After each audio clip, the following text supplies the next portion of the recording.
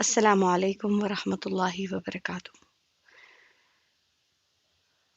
الحمد لله وكفى وسلام على عباده الذين اصطفى أما بعد فأعوذ بالله من الشيطان الرجيم بسم الله الرحمن الرحيم سبحانك لا علم لنا إلا ما علمتنا إنك أنت العليم الحكيم اللهم انفعنا بما علمتنا وعلمنا ما ينفعنا وزدنا علما رب اشرح لي صدري ويسر لي أمري واحلل عقدة من لساني يفقهوا قولي رب زدنا علما رب يسر ولا تعسر وتمم بالخير وبك نستعين يا فتاح آمین یا رب العالمین۔ الحمدللہ عزیزی بہنیں، اللہ رب العزت کا انعام کرم احسان کہ اللہ رب العزت نے اپنے کلام پاک کو سیکھنے اور سکھانے کی توفیق عطا فرمائی۔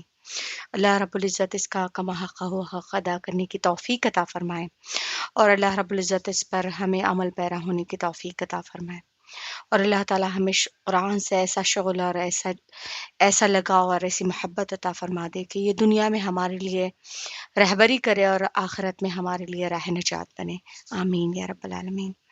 تو الحمدللہ جیسے کہ ہم نے سورہ بقرہ کل کمپلیٹ کی ہے، اور آج انشاءاللہ العزیز ہم سورہ آل عمران جو قرآن کریم کی تیسری سورہ ہے، قرآن کی تیسری سورہ ہے، اور یہ نزول کے اعتبار سے 89 نمبر اس کا آتا ہے، اور سورہ آل عمران مدنیہ ہے، مدینہ میں نازل ہوئی ہے اور ہجرت کے بعد نازل ہوئی ہے، اسی لیے اسے مدنیہ کہتے ہیں، اور اس میں 20 رکوع ہیں اور اس میں 200 آیتیں ہیں۔ تو انشاءاللہ العزیز اب ہم اس کی تفسیر کے آگے بڑھیں گے، اور سورہ آل عمران، عمران جو تھے تو حضرت مریم علیہ السلام کے والد کا نام ہے، اور آل عمران یعنی عمران علیہ السلام کی اولاد، تو عمران علیہ السلام کا خاندان۔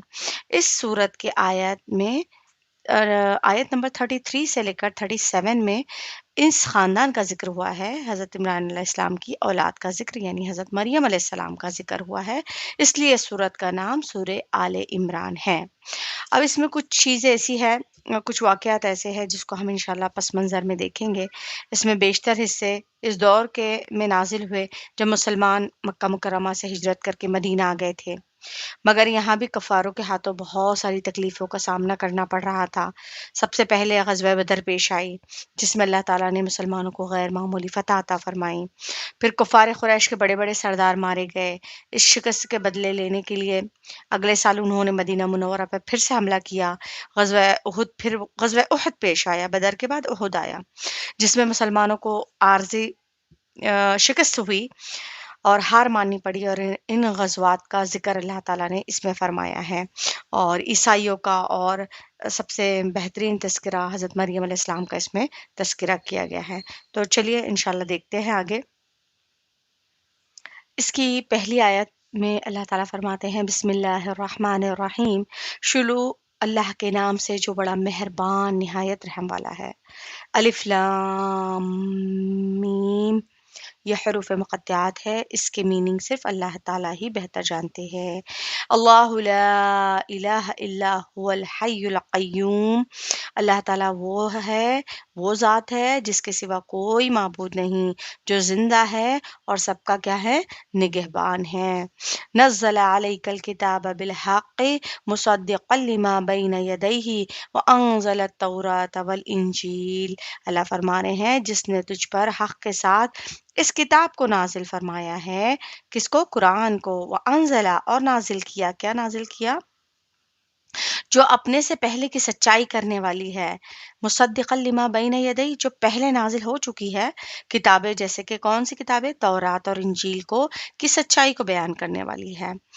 اور اللہ فرما رہے ہیں من قبل ھدی للناس وانزل الفرقان ان الذین کفروا بآیات اللہ لہم عذاب شدید واللہ عزیز ذو انتقام، اللہ فرما رہے ہیں کہ لوگوں کی ہدایت کرنے والی بنا کر اللہ تعالیٰ نے اسے اتارا تھا، اور قرآن بھی اس نے اتارا جو لوگ اللہ تعالیٰ کی آیتوں سے کفر کرتے ہیں، ان کے لیے سخت عذاب ہے، اللہ تعالیٰ غالب ہے اور بدلہ لینے والا ہے۔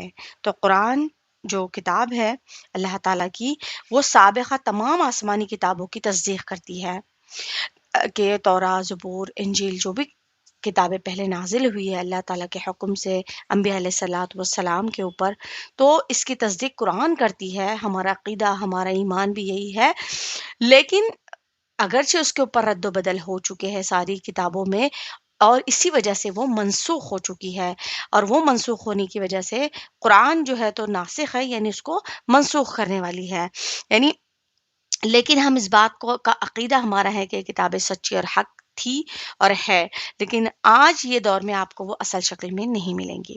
اور اسی طریقے سے ہمارا جو ہے تو عقیدہ بھی انبیاء علیہ الصلوۃ والسلام کے اوپر بھی ہے۔ تو کہہ رہے ہیں کہ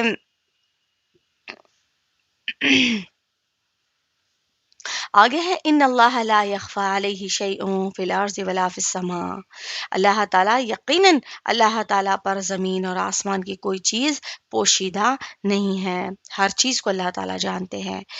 هو الذی یصورکم فی الارحام کیف یشاء لا الہ الا هو العزیز الحکیم۔ کیا فرما رہے ہیں اللہ تعالیٰ آیت نمبر 5 میں، ان اللہ لا یخفی علیہ شیء فی الارض ولا فی السماء، جو کچھ کا زمین اور آسمان میں ہے اللہ تعالیٰ سے چھپا ہوا نہیں ہے، جو کچھ بھی ہو رہا ہے سب اللہ تعالیٰ سے کیا کرتے ہیں، جانتے ہیں۔ آگے ہے هو الذی یصورکم فی الارحام کیف یشاء لا الہ الا هو العزیز الحکیم، کہ اللہ تعالیٰ وہ ماں کے پیٹ میں تمہاری یصورکم تمہاری صورتیں بناتا ہے، جس طرح سے چاہتا ہے، جس کو چاہتا ہے جس طرح سے بنا دیتا ہے، اس کے سوا کوئی معبود نہیں، وہ غالب ہے اور حکمت والا ہے۔ هو الذی انزل علیک الکتاب منہ آیات محکمات ہن ام الکتاب واخر متشابہات فاما الذین فی قلوبہم زیغ فیتبعون ما تشابہ منہ ابتغاء الفتنة وابتغاء تاویلہ وما يعلمه تاويله إلا الله والراسخون في العلم يقولون آمنا به كل من عند ربنا وما يذكر إلا أولو الألباب۔ اللہ تعالیٰ کیا فرما رہے دیکھیے کہ یقیناً جو کچھ بھی زمین آسمان میں اللہ تعالیٰ اسے جانتے ہیں، وہ ماں کے پیٹ میں تمہاری صورتیں بناتا ہے جس طرح سے چاہتا ہے، شکلیں مختلف، چہرے مختلف، بلڈ گروپ مختلف، فنگر پرنٹ مختلف ہے نا، ماں باپ کے فنگر پرنٹ الگ ہے، بچے کے الگ ہے، ماں باپ کا بلڈ الگ ہے، بچے کا الگ ہے، چاہے تو متشابہ باپ کے ہوتا ہے، کبھی جو تو ماں کے ہوتا ہے، کبھی کسی خاندان کے کسی فرد کے اوپر بچہ جاتا ہے، یا پھر کہ اللہ تعالیٰ الگ ہی صورت بناتے ہیں، ہے نا، تو وہ جو چاہتا ہے تو وہ تبدیل کرتا ہے، ہماری کیا مجال ہے کہ ہم اسے دیکھیں یا اس کے اندر رد و بدل کر سکے، کیونکہ سب سے بڑا شاہکار اللہ تعالیٰ کا یہی ہے کہ اللہ تعالیٰ جو اندھیری کوٹھریوں میں، اندھیرے میں اور پانی کے اندر جو تو اللہ تعالیٰ اس کی پرورش کرتے ہیں، ہے نا، جو امنیٹک سیک ہوتا ہے اس میں پانی ہوتا ہے اور اس میں بچہ جو ہے تو پروان چڑھتا ہے، بڑھتا ہے، سبحان اللہ، اللہ کی قدرت۔ اب پیدا ہونے کے بعد اگر اسے پانی میں رکھ دے تو وہ اس کی سانس گھٹ جائے اور وہ مر جائے، لیکن اللہ 9 مہینے پانی کے اندر رکھتے ہیں، اور وہ پانی بھی سفیشینٹ ہونا چاہیے، اگر کم زیادہ ہوا تو اس میں بھی جو ہے تو بچے کی گروتھ صحیح سے نہیں ہو سکتی۔ سبحان اللہ، سبحان اللہ، یہ اس کی قدرت ہے۔ وہ اللہ جس نے تجھ پر کتاب اتاری جس میں واضح مضبوط آیتیں ہیں، جو اصل کتاب ہے، بعض متشابہ آیت ہے، پس جن کے دلوں میں کجی ہے، ٹیڑھا پن ہے، وہ اس کے متشابہ آیتوں کے پیچھے لگ جاتے ہیں، فتنے کی طلب، ان کی مراد کی جستجو کے لیے، ان کی حقیقی مراد کو سوائے اللہ تعالیٰ کے کوئی نہیں جانتا۔ اور اللہ فرماتے ہیں پختہ علم اور مضبوط علم والے یہی کہتے ہیں کہ ہم تو ان پر ایمان لا چکے ہیں، یہ سب ہمارے رب کی طرف سے ہے، نصیحت تو صرف عقل مند حاصل کر سکتے ہیں۔ سبحان اللہ۔ تو اللہ تعالیٰ خبر دیتا ہے کہ جو کچھ آسمان زمین میں ہے مجھ سے چھپا ہوا نہیں ہے، چاہے پھر وہ ماں کے پیٹ میں ہو، تو ماں کے پیٹ میں بھی جو اللہ فرماتے کہ میں صورتیں بناتا ہوں، کبھی نیک صورتیں، کبھی بد صورتیں، کبھی خوبصورت، کبھی بد شکل، کبھی گورا بچہ ہوتا ہے، کبھی جو تو رنگت کم ہوتی ہے، کبھی مدھم ہوتی ہے، اس کے سوا اللہ فرما رہے ہیں کہ سب عالم الغیب ذات میری ہے۔ کسی کو پتہ نہیں ہوتا کہ ماں کے بطن میں کس طریقے کا فارمیشن چل رہا ہے، کس طریقے سے اللہ تعالیٰ کب کیا کر رہے ہیں۔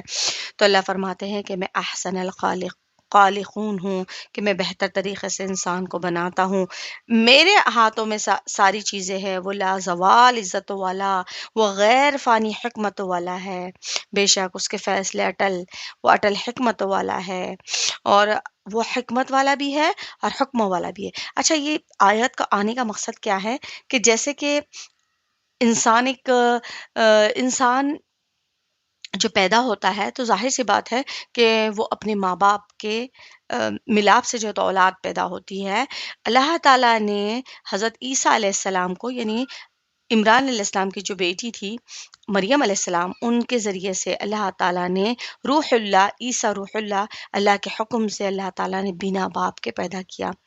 ترتیب تو یہ ہوتی ہے کہ دنیا اسباب کی جگہ ہے، اور اسباب کے ساتھ ہی جو ہے تو اولادیں پیدا ہوتی ہے نا۔ جب ہم شادی کرتے ہیں، جب اس کے بعد آگے پروسیس ہوتا ہے، تب جا کر ہمارا نظریہ، اور بے شک ہر جاندار کو جو ہے تو جب تک کہ کوئی قسم کا جو تو ملاپ نہیں ہوتا تو پھر آگے کی نسل نہیں بڑھتی۔ لیکن سبحان اللہ سبحان اللہ، اللہ تعالیٰ نے اپنی ترتیب کو یہاں چینج کر کے جس طرح کے آدم علیہ السلام کو بنا ماں باپ کے پیدا کیا، اللہ قادر ہے کہ اللہ تعالیٰ نے حوا علیہ السلام کو آدم علیہ السلام کی پسلی سے پیدا کیا، پھر بنا ماں باپ کے پیدا کیا، پھر بنا جو ہے تو بنا ماں کے پیدا کیا۔ تو سمجھیے اس بات کو۔ اور اسی طریقے سے عیسیٰ علیہ السلام کو جب پیدا کرنے کا وقت آیا اور اللہ تعالیٰ اپنی شان دکھانا چاہتے تھے، تو مریم علیہ السلام کو بنا شوہر کے اللہ تعالیٰ نے پاک عفیف اور بڑی ہی معجزوں والا بیٹا عیسیٰ علیہ السلام کو پیدا فرمایا۔ اب اس آیتوں میں بہت زیادہ تردید کی گئی ہے، اور اللہ تعالیٰ یہ جو یہود اور نصارہ کی جو غلط بیانی ہے، اور وہ جو سمجھتے ہیں ان کا کانسیپٹ ہے، جیسے کرسچن لوگوں کا کانسیپٹ ہے کہ عیسیٰ علیہ السلام کیا ہے، اللہ تعالیٰ کے نعوذ باللہ بیٹے ہیں۔ جیسے کہ کہتے ہیں میری کرسمس، اس کے نعوذ باللہ میننگ ہوتے ہیں کہ آج اللہ تعالیٰ نے بیٹے کو پیدا کیا، اللہ تعالیٰ کے گھر بیٹا پیدا ہوا۔ تو اللہ تعالیٰ اپنے کلام میں ایک بہت ہی پیاری آیت جسے سورہ اخلاص کہتے ہیں، اللہ اس میں فرماتے ہیں اللہ الصمد لم یلد ولم یولد ولم یکن لہ کفوا احد۔ اللہ فرماتے ہیں کہ اللہ کی نہ کوئی اولاد ہے، نہ وہ کسی کے پیٹ سے پیدا ہوا ہے۔ بتانا مقصد یہ ہے کہ اللہ تعالیٰ نے ہر مخلوق کو پیدا کیا ہے، لیکن اس کی جو ہے تو اولاد، اس کی ولدیت کوئی ہے نہیں۔ سبحان اللہ۔ تو جو یہ لوگ الزام لگاتے ہیں، اللہ پر جھوٹ باندھتے ہیں، نعوذ باللہ من ذالک، یہ بدترین گناہ ہے۔ یہ اس قسم کا ہے جیسے کہ ایک گالی ہے جسے کہ ہم کوئی برداشت نہیں کر سکتے، تو اس کی تردید اس میں کی گئی ہے۔ تو دیکھیے آگے کیا بتایا جا رہا ہے۔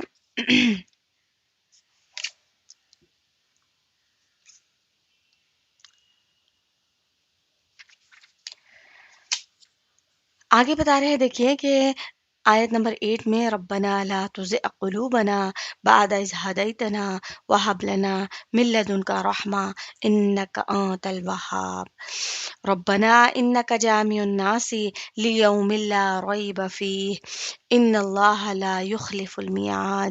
اللہ فرما رہے ہیں کہ اے ہمارے رب، ہمیں ہدایت دینے کے بعد ہمارے دل ٹیڑھے نہ کر دے، ہمیں اپنے پاس سے رحمت عطا فرما، یا یقیناً تو ہی بہت بڑی عطا کرنے والا ہے۔ انک انت الوہاب، بے شک کہ تو عطا کرنے والا ہے۔ اور کیا ہے، ربنا انک جامع الناس، اے ہمارے رب تو یقیناً لوگوں کو ایک دن جمع کریں گا۔ اس میں لا ریب، اس میں کوئی شک نہیں ہے، یقیناً ان اللہ لا یخلف المیعاد، یقیناً اللہ تعالیٰ وعدہ خلافی نہیں کرتا۔ پھر اللہ تعالیٰ فرماتے ہیں یہ لوگ دعا کرتے ہیں ہمارے دلوں کو ہدایت پر جمع دینے کے بعد ان لوگوں کے دلوں کی طرح نہ کر جو متشابہ پیچھے پڑ کر خراب ہو جاتے ہیں، بلکہ ہمیں اپنی صراط مستقیم پر قائم رکھ۔ جو لوگ ہوتے ہیں جو اللہ تعالیٰ کو منوانا چاہتے ہیں، جو عقل سلیم رکھتے ہیں، جو نیک ہوتے ہیں، تو کیا کہہ رہے ہیں، وہ لڑتے اور جھگڑتے نہیں ہیں، آیتوں کو سیدھا کرنے کی فکروں میں جو ہے تو صرف اعمال ضائع کر کے اپنی آخرت برباد نہیں کرتے۔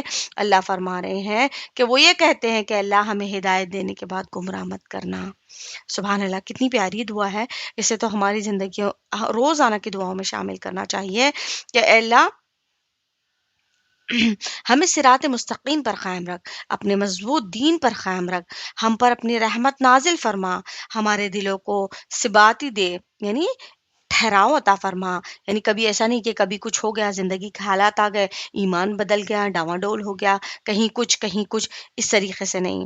ہماری پراگندگی کو دور فرما، ہمارے ایمان و یقین کو بڑھا، تو بڑا دینے والا ہے۔ رسول اللہ صلی اللہ علیہ وسلم دعا مانگا کرتے تھے، یا مقلب القلوب ثبت قلبی علی دینک، اے دلوں کو پھیرنے والے، میرے دل کو اپنے دین پر جمع کر رکھ۔ پھر یہ دعا فرماتے ہیں، ربنا لا تزغ قلوبنا بعد اذ ہدیتنا وہب لنا من لدنک رحمہ انک انت الوہاب۔ سبحان اللہ۔ آپ صلی اللہ علیہ وسلم بکثرت یہ بھی دعا پڑھتے تھے، اللہم مقلب القلوب ثبت قلبی علی دینک۔ حضرت اسماء نے ایک مرتبہ سوال پوچھا، کیا دل الٹ پلٹ ہو جاتا ہے؟ آپ صلی اللہ علیہ وسلم نے فرمایا، ہاں، ہر انسان کا دل اللہ تعالیٰ کی 2 انگلیوں کے درمیان ہوتا ہے، اگر چاہے قائم رکھے، اگر چاہے پھیر دے۔ اللہ اکبر کبیرہ، اس بات سے تو ڈرنا چاہیے۔ کیا فرما رہے ہیں کہ اللہ تعالیٰ کی 2 انگلیوں کے درمیان انسان کا دل ہوتا ہے، جب چاہے اللہ تعالیٰ اسے پھیر سکتے ہیں، ہدایت سے لے کر گمراہی پر ڈال سکتے ہیں، اور گمراہی سے لے کر ہدایت پر ڈالنا اللہ رب العزت کے 2 انگلیوں کا کام ہے۔ سبحان اللہ۔ ہماری دعا ہے کہ ہمارا رب ہمارے دلوں کو ہدایت کے بعد ٹیڑھا نہ کر دے۔ اسی لیے جو ہے تو یہ دعا کی کثرت کرنی چاہیے کہ ہم دعوے نہیں کر سکتے کہ میں جو ہے تو دیکھو اللہ نے مجھے اس طریقے سے لگا رکھا ہے، میری اولادوں کو، یا میرے گھر میں ایسے دین کا کام ہوتا ہے، یا میری نسلیں ایسی ہے، یا میں ایسے خاندان سے بلانگ کرتی ہوں کہ جہاں سے تو دیندار لوگ ہیں۔ ہم دعویٰ نہیں کر سکتے، بلکہ فرما رہے ہیں ہمیشہ ہم اس بات سے ڈرتے رہیں کہ اللہ ہم سے کبھی ہدایت نہ چھین لے، کہیں ہمارا مقدر ایسا غالب نہ آ جائے جس میں شقاوت لکھی ہو اور ہم محروم ہو جائیں۔ ہمیشہ جو ہے تو ہمیں ایمان جو ہے تو کس چیز کا نام ہے؟ خوف۔ ایمان امید اور خوف کا نام ہے۔ اللہ سے امید بھی اچھی رکھی جائے کہ اللہ تعالیٰ ہمیں سعیدوں میں شامل فرمائیں گے، نیک بختوں میں شامل فرمائیں گے، اللہ ہماری بخشش فرمائیں گے۔ اور خوف اس بات کا ہونا چاہیے کہیں ہمارے ایسے اعمال نہ ہوں، اللہ تعالیٰ ہمارے دلوں کو ایسا پھیر نہ دے کہ ہم ہدایت کے بعد گمراہ ہو جائے۔ تو اس بات سے ڈرنا چاہیے، حدیث سے ڈرنی چاہیے کہ جو حدیث ہے نا کہ انسان نیک عمل کرتا ہے آخر عمر میں وہ ایسے بدترین اور گندے کام شروع کر دیتا ہے کہ وہ جہنم میں پہنچ جاتا ہے، جنت والے کام کرتے کرتے جہنم والی شروع کر دیتا ہے۔ اور ایک انسان ہے جو پہلے سے جو ہے تو گناہ کرتا ہے، لیکن جو ہے تو آخر میں اس سے ایسے کام ہوتے ہیں، اللہ تعالیٰ ایسے توبہ طائب اسے کر دیتے ہیں کہ زندگی میں کوئی نیک عمل نہیں ہے، اور اللہ رب العزت جو تو آخر میں ایسے اس سے کام لیتے ہیں کہ وہ پھر جو ہے تو ایمان پر اس کی موت ہوتی ہے اور وہ جنت میں جاتا ہے۔ تو ہمیشہ اس سے خوف رکھنا چاہیے، دعا کرنا چاہیے کہ اللہ تعالیٰ ہمارے دلوں کو کبھی ہدایت دینے کے بعد مت گمراہ کرنا، اللہ ہمیں اپنے راستے پر جمائے رکھنا، ہمارے دلوں کو ثابت قدم کس پہ رکھنا؟ دین پر رکھنا۔ سبحان اللہ۔ اور اللہ ایسے حالات مت ہمارے اوپر ڈالنا جس کو کہ ہماری سکت اور برداشت کی قوت نہ ہو، جیسے کہ ہم نے سورہ بقرہ کی آخر آیاتوں میں دیکھی۔ تو وہ دعائیں بھی بہت کرنا چاہیے، اللہ تعالیٰ ہمارے دلوں کو ثابت قدم رکھے۔ اور کیا فرما رہے ہیں؟ یہ دعا کرنا چاہیے کہ ہمارے رب دلوں کو ہدایت کے بعد ٹیڑھا نہ کر دے، ہمیں اپنے پاس سے رحمت عنایت عطا فرما، وہ بڑا عطا کرنے والا ہے۔ ایک روایت میں یہ بھی ہے کہ میں نے رسول اللہ صلی اللہ علیہ وسلم یا رسول اللہ صلی اللہ علیہ وسلم مجھے کوئی ایسی دعا سکھائیے میں اپنے لیے دعا مانگا کروں۔ اللہ کے نبی پاک صلی اللہ علیہ وسلم نے فرمایا یہ دعا مانگ، اللہم رب محمد نبی اغفر لی ذنبی واذہب غیظ قلبی واجرنی من مضلات الفتن۔ اے اللہ، اے محمد صلی اللہ علیہ وسلم کے رب، میرے گناہ معاف فرما، میرے دل کے غصہ، رنج اور سختی کو دور کر دے، مجھے گمراہ کرنے والے فتنوں سے بچا لے۔ سبحان اللہ، کتنی خوبصورت دعا ہے کہ اللہ میرے گناہ کو معاف فرما دے۔ اے محمد صلی اللہ علیہ وسلم کے رب، میرے دل کو غصہ اور رنج اور سختی کو دور فرما دے۔ یہی انسان کی کچھ چیزیں ہیں جن سے انسان جو ہے تو گناہوں میں ملوث ہوتا ہے۔ دل کا غصہ ہوتا ہے جس کی وجہ سے انسان دوسرے انسان کو برا سمجھنے لگتا ہے۔ رنج اور سختی اور تکلیفیں جو ہوتی ہے وہ انسان کو جو ہے تو اللہ تعالیٰ کا باغی بنا دیتی ہے۔ مجھے گمراہ کرنے والے فتنوں سے بچا لے، سبحان اللہ۔ حضرت عائشہ فرماتی ہے، حضرت عائشہ صدیقہ رضی اللہ عنہا نے بھی آپ کی دعا یا مقلب القلوب سن کر حضرت اسما کی طرح یہی سوال کیا، آپ نے وہی جواب دیا، پھر قرآن کی یہ دعا سنائی، لیکن آیت اس میں تلاوت فرمائی جو بخاری اور مسلم سے مروی ہے۔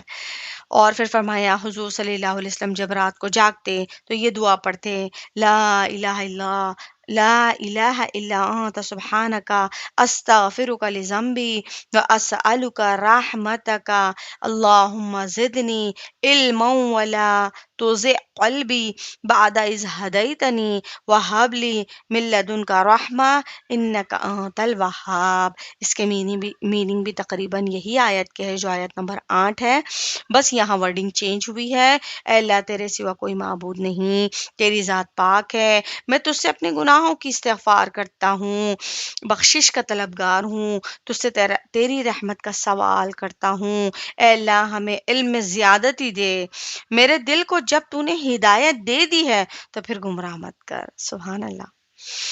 آمین یا رب، مجھے اپنے پاس کی رحمت عطا فرما، یقیناً تو بہت کچھ دینے والا ہے۔ حضرت ابوبکر صدیق نے مغرب کی نماز پڑھائی اور پہلی 2 رکعت میں الحمد شریف کے بعد مفصل چھوٹی سی 2 صورتیں پڑھی، تیسری رکعت میں الحمد پڑھنے کے بعد یہی آیت پڑھی، ربنا لا تزغ قلوبنا۔ آگے ہے دیکھیے آیت نمبر 10 میں، ان الذین کفروا لا تغنی عنہم اموالہم ولا اولادہم من اللہ شیئا واولئک هم وقود النار۔ اللہ فرما رہے ہیں کہ کافروں کو ان کے مال اور ان کی اولادیں اللہ کے عذاب سے چھڑانے میں کچھ کام نہیں دیں گی، یہ تو جہنم کا ایندھن ہے۔ اور کیا فرما رہے اللہ، کداب آل فرعون والذین من قبلہم کذبوا بآیاتنا فأخذہم اللہ بذنوبہم واللہ شدید العقاب۔ اللہ فرما رہے ہیں جیسا آل فرعون کا حال ہوا، ان کا جو ان سے پہلے تھے، ہماری آیات کو جھٹلایا، پھر اللہ تعالیٰ نے بھی انہیں ان کے گناہوں پر پکڑ لیا۔ اللہ تعالیٰ سخت عذاب والا ہے۔ اب جہنم کا ایندھن کسے کہا گیا ہے؟ فرمان الہی ہے کہ کافر جہنم کی بھٹیاں ہیں، ہے نا۔ جہنم کا ایندھن کون ہے؟ انسان اور پتھر ہے۔ انسان سے مراد کافر ہے، گنہگار ہے، اور پتھر سے مراد وہ پتھر ہے جس کی کو وہ پوچھتے تھے۔ اللہ تعالیٰ وہ پتھروں کے سمیت جو شرک کرتے تھے ان کا سمیت جو تو اللہ تعالیٰ وہ انسانوں کو جہنم میں ڈالیں گے۔ اور ایک روایت میں ہے کہ وہ پتھر گندھک کا ہوگا، ہے نا، پچھلی تفسیر میں گزر چکا ہے، جو فلیمیبل ہوتا ہے اور بہت زیادہ گندی اس میں اسمیل ہوتی ہے، جو جہنم کے عذاب کو مزید بڑھا دیں گی۔ اللہم احفظنا من، اس میں جلنے والی لکڑیاں ہیں، ان ظالموں کو اس دن عذر معذرت کچھ کام نہیں دیں گی، اس پر لعنت ہے، اور اللہ تعالیٰ کے لیے ان کے لیے برا گھر ہے، ان کے مال ان کی اولادیں بھی انہیں کچھ نفع نہیں پہنچا سکتی، ان کے عذابوں سے نہیں بچا سکیں گی۔ جیسے ایک جگہ ارشاد ہے کہ فلا تعجب کا اموالہم، کہ ان کے مال اور اولاد پر تعجب نہ کر، اللہ کا ارادہ اس کی وجہ سے انہیں دنیا میں عذاب دینے کا ہے۔ مال جس کے پاس ہوتا ہے، اولادوں کی بہتات ہوتی ہے، خوب بیٹے ہوتے ہیں، اور اس کے پاس علم دین بھی نہیں ہے، نہ اور دنیا کی مال دولت اتنی ہے، دنیا کی ہر قسم کے ریل پیل ہے، اور ایمان نہیں ہے، تو اللہ فرما رہے کہ تم اس میں دھوکے میں مت پڑ جاؤ ان کو دیکھ کر، کیونکہ یہ تو جہنم کے ایندھن ہے، ان کا مال، ان کی اولاد اور ان کے پاس جو کچھ بھی ہے یہ سب جہنم میں جانے والی ہے۔ ہمیں دھوکے میں نہیں پڑنا چاہیے، کیونکہ بعض اوقات ہوتا ہی ہے کہ ہم اپنے ایمان کو دیکھ کر ہم کہتے ہیں کہ اللہ میں تو ایمان والی ہوں، میرے پاس میں تو نمازیں بھی قضا نہیں کرتی، میرا تیری ذات پر اتنا یقین ہے، اور اللہ تو نے مجھے اتنی مشقتوں میں رکھا ہے، حالاتوں میں رکھا ہے، اولادوں کے معاملے میں بعض اوقات اولاد نہیں ہے، بعض اوقات ہے تو پھر بیٹے نہیں ہیں، بعض اوقات ہے تو پھر ہم اقسام کی جو تو آزمائش ہے، پریشانیاں ہیں، بیماریاں ہیں، مال کی کمی ہے، تو پھر انسان غیروں کو دیکھ کر، غیر مسلموں کو دیکھ کر، کافروں کو دیکھ کر یہ جو ہے تو حسرت کرنے لگتا ہے کہ اللہ ان کے پاس ہے، تو اللہ ہمیں تسلی دے رہے ہیں کہ ان کے مال، ان کی اولاد، ان کے پاس جو کچھ بھی ہے تو یہ سب کیا ہے؟ جہنم کا ایندھن ہے، تم فکر نہ کرو۔ پھر اللہ فرما رہے ہیں دیکھیے کہ اسی طرح ارشاد ہے کہ کافروں کا شہروں میں گھومنا پھرنا تجھے فریب نہ ڈالے، یہ تو یوں ہی فائدہ ہے، پھر ان کی جگہ جہنم ہی ہے جو بدترین بچھونا ہے۔ جب ہم دنیا کی ترقیاں دیکھتے ہیں نا، تو جو مثال کے طور پر ہم ایلان مسک کو دیکھتے ہیں، کیا اس کے پاس دولت ہے، کیا زندگی ہے، کیا عیش ہے، دنیا کا سب سے ریچسٹ مین دنیا میں جو ہے وہی ہے۔ تو ہم کہتے کہ دیکھیں اللہ تعالیٰ نے اسے دنیا دے دیا، اتنا سب کچھ اس کے پاس ہے، وہ جو چاہے کر سکتا ہے۔ اللہ فرما رہے تم دھوکے میں مت پڑو اس کے گھومنے پھرنے اور ان کے جو لائف ہے ان کو دیکھ کر تم دھوکے میں مت پڑ جاؤ، یہ ان کی جگہ جہنم ہی ہے جو بدترین بچھونا ہے۔ تو ہمیں اب غیروں کو دیکھ کر متاثر نہیں ہونے کی ضرورت ہے۔ جس کے پاس ایمان ہے ہمیں انہیں دیکھنا چاہیے، ان کے ایمان پر فخر کرنا چاہیے اور ان کی ایمان کو ترغیباً جو ہے تو اپنی زندگیوں میں لانے کی ہم کوشش کریں کہ یہی ہمیں جنت میں جانے کا ذریعہ ہے۔ اسی طرح یہاں بھی فرمان ہے کہ اللہ تعالیٰ کی باتوں کو جھٹلانے والے، ان کے رسولوں کے منکر، اس کی کتاب کے مخالف، اس کے وحی کے نافرمان اپنی اولاد اور اپنی مال سے کوئی بھلائی کی توقع نہ رکھے۔ جو اللہ کو جھٹلاتا ہے، اللہ کے رسول کو جھٹلاتا ہے، اللہ کی کتابوں کو جھٹلاتا ہے، اور وہی تو اللہ فرما رہے ہیں وہی کو جھٹلاتا ہے، تو پھر ان کی اولادیں ہو، مال ہو، دولت ہے، سب خسارے والی چیزیں ہیں۔ یہ جہنم کی لکڑیاں ہیں جن سے جہنم سلگائی جائیں گی اور بھڑکائی جائیں گی۔ اللہ فرما رہے ہیں انکم وما تعبدون من دون اللہ حسب جہنم۔ اللہ فرما رہے ہیں کہ تم اور تمہارے معبود جہنم کی لکڑیاں ہیں، جہنم کے ایندھن ہیں۔ جو کفر کرتے تھے، جو اللہ اس کے رسول کو نہیں مانتے تھے، وہ جہنم میں جائیں گے اور جہنم کا ایندھن بنیں گے، ان کے ذریعے سے جو ہے تو جہنم کو سلگایا جائے گا۔ حضرت عبداللہ بن عباس رضی اللہ عنہ کی والدہ صاحبہ ام فضل کا بیان ہے کہ مکہ مکرمہ میں ایک رات رسول اللہ صلی اللہ علیہ وسلم کھڑے ہوئے اور بآواز بلند فرمانے لگے، لوگوں کیا میں نے اللہ کی باتیں تم تک پہنچا دی؟ لوگوں کیا میں نے تمہیں تبلیغ کر دی؟ لوگوں کیا میں وحدانیت اور رسالت کا مطلب تمہیں پہنچا چکا ہوں؟ تم سمجھ گئے اچھی طریقے سے؟ حضرت عمر رضی اللہ عنہ فرمانے لگے، ہاں حضور، بے شک آپ نے اللہ کا دین ہمیں پہنچایا۔ پھر جب صبح ہوئی تو آپ نے فرمایا، سنو اللہ کی قسم اسلام غالب ہوں گا، سنو اللہ کی قسم اسلام غالب ہوں گا اور خوب پھیلیں گا یہاں تک کہ کفر اپنی جگہ جا چھپے گا۔ ہم کو جو نظر آ رہا ہے نا، ہم کو جو نظر آ رہا ہے کہ ابھی کفر کی جیت ہو رہی ہے، فلسطین کو دیکھ لیں، ہمیں لگ رہا ہے کہ یہ سارے تباہ اور برباد ہو جائیں گے، لیکن یہ ظاہر کی شکلیں ہیں۔ اللہ نے فرمایا کہ یہ لوگ غالب ہوں گے کیونکہ یہ اپنے دین پر ثابت قدم ہے، یہ اپنی جانوں کو اللہ کے لیے راستے میں خرچ کر رہے ہیں، اپنے اللہ کے راستے میں مر رہے ہیں اور کٹ رہے ہیں، اپنی جانوں کی نذرانے پیش کر رہے ہیں، لیکن پھر بھی کیا وہ اپنے دین پر ثابت قدم ہے۔ پھر ان کی زبانوں سے کیا نکل رہا ہے؟ حسبنا اللہ و نعم الوکیل، اللہ اکبر، پھر بھی اللہ ہمارے لیے کافی ہے۔ اللہ فرما رہے ہیں کہ یہ غالب ہو کر رہیں گے ایک دن، مسلمانوں اسلام کو لے کر سمندروں کو چیرتے پھاڑتے نکل جائیں گے۔ کون؟ مسلمان اسلام کی اشاعت کریں گے، اسلام کو پھیلائیں گے۔ یاد رکھو وہ زمانہ بھی آنے والا ہے کہ لوگ قرآن کو سیکھیں گے، پڑھیں گے، پھر تکبر اور بڑائی اور خود بینی کے طور پر کہنے لگیں گے کہ ہم قاری ہیں، ہم عالم ہیں، کون ہے جو ہم سے بڑھ چڑھ کر ہو؟